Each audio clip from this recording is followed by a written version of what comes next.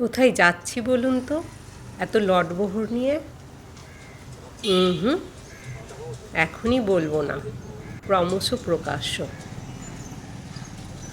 গাড়ি চড়ে আমরা যাব পুরুলিয়া, কারণ ওখান থেকেই আমাদের ট্রেন।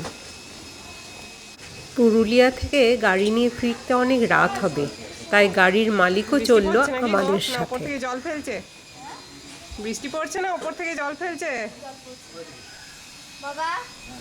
লটবহরের বহর দেখে গাড়ির মালিকের প্রশ্ন, আমরা কি ওখানেই থাকার প্ল্যান করছি নাকি? আমরা দলে মোট 6 জন, কিন্তু ছোট বড় 4 আনা 8 আনা মিলিয়ে মোট ব্যাগের সংখ্যা 18টা। ট্রেন হোক বা গাড়ি, পুতুলদির কাজ ছিল নামার সাথে সাথেই সবগুলো গুণে দেখা ঠিকঠাক নামানো হয়েছে তো। আমাদের ট্রেনের সময় ছিল রাত্রি প্রায় 11টা নাগাদ। আমরা পুরুলিয়া পৌঁছে রাত্রের খাওয়া দাওয়া সেরে স্টেশনে অপেক্ষা করতে করতে যখন ট্রেন এলো, ঝটপট উঠে বাস নামিয়ে শুয়ে পড়লাম। অতটা গাড়ি জার্নি কি মুখের কথা? সকালেও সেভাবে ভিডিও করা হয়নি।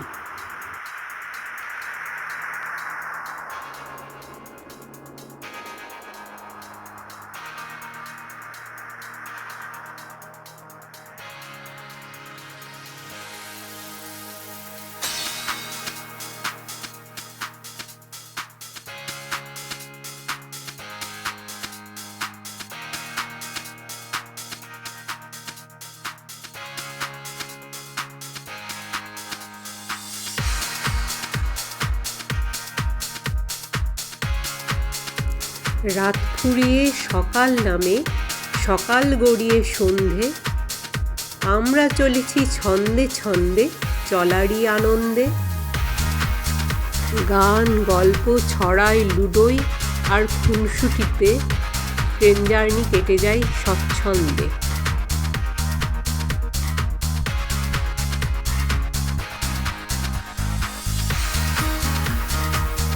ট্রেনে মুড়ি খাওয়া বলে চানাচুর, পেঁয়াজ, শসা, কাঁচা লঙ্কা ইত্যাদির সঙ্গে ব্যাগে একটা ছোট বটিও ভরে নিয়েছিলাম, কারণ ছুরিতে আমি অতটা সাবলীল নই।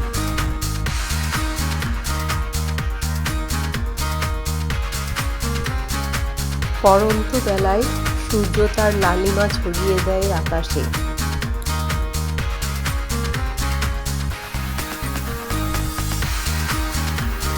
সাদা কাশফুলের চামড় দেখে পুলক জাগে মনে।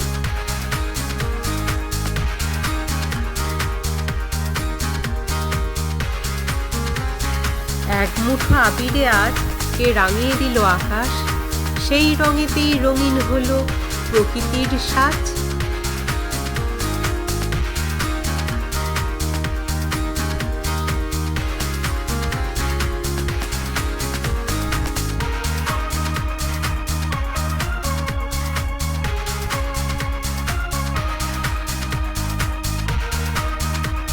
ওই যে দূরে আলোকমালায় সজ্জিত পাওয়ার স্টেশন দীপাবলির কথা মনে করিয়ে দেয়।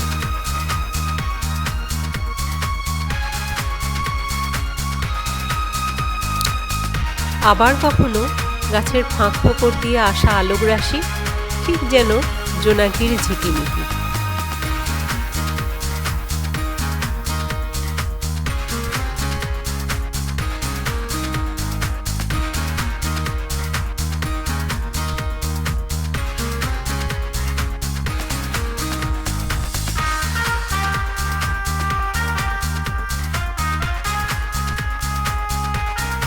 মুঘলসরাই স্টেশনে কিছুক্ষণের বিরতি।